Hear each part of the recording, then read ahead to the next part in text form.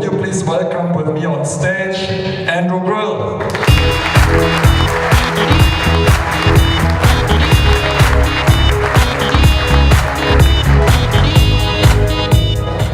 I want to ask you all one simple question. Are you digitally curious? Now, we've been using voting apps this morning, which is all very digital, but I'm going to do it old school. Can you all please stand up? I'm going to find out in this room how digitally curious you are. Is everyone standing up? Okay. Stay standing if you're on LinkedIn. And last question, this will settle who is digital. Last question. Who here has bought some Bitcoin?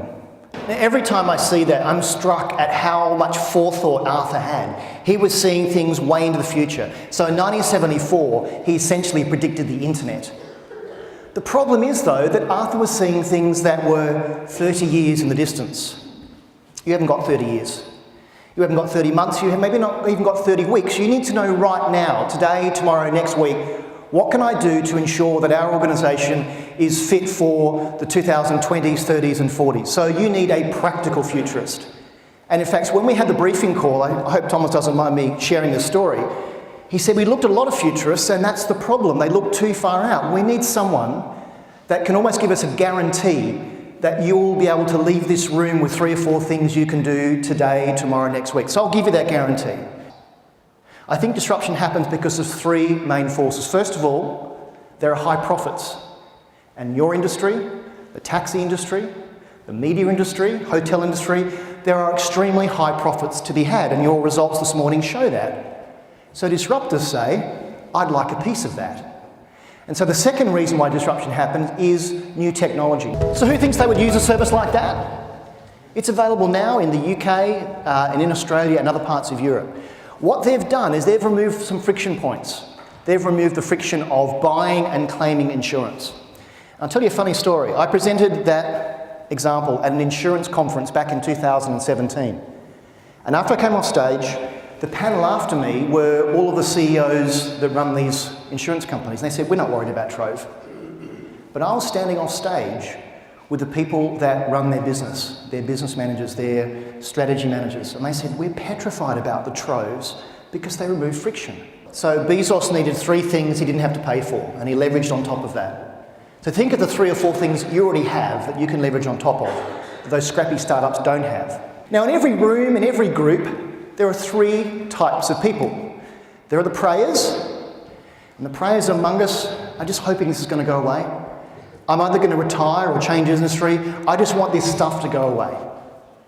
Then there are the stayers. That's the best picture I could find to illustrate stayers, and I've used that for more than a year. One of my clients in December during our briefing call said, slide 27, you sure you don't have to change that? I said, I'll just wait. I'll see how long I can use this for. Stayers, like Teresa, are just staying the course. I've got growth to do, I've got training to do, I just want to just get on with my job. And the third group are the players.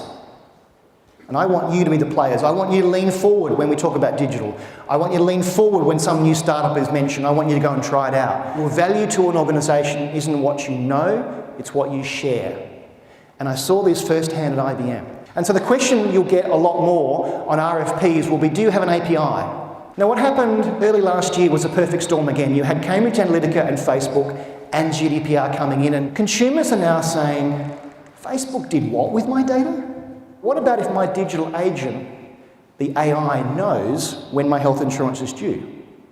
So it goes off and does digital deals with all the possible suppliers and comes back and says, it's renewed. So that man was talking to a robot and had no idea.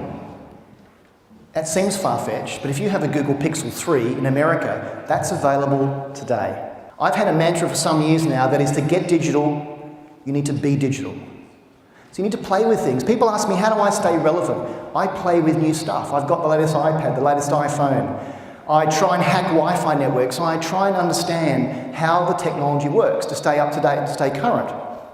And this is the part of the presentation you might want to get your mobile phones out to take a picture, because the next slide I'm going to put up on the screen is what I call the scary slide. It's scary because everything that's on this screen will disrupt your business within the next 18 months. In every organisation there are 2 tribes. There are the going digital Many of you represented here today. You know how to manage a team, how to get things done, how to ask for budget to do things. But your digital skills are developing. Then there are the born digital, born with the iPhone in the mouth. They live and breathe this stuff. The two tribes need each other. You have to disrupt, or you'll be disrupted. Thank you very much.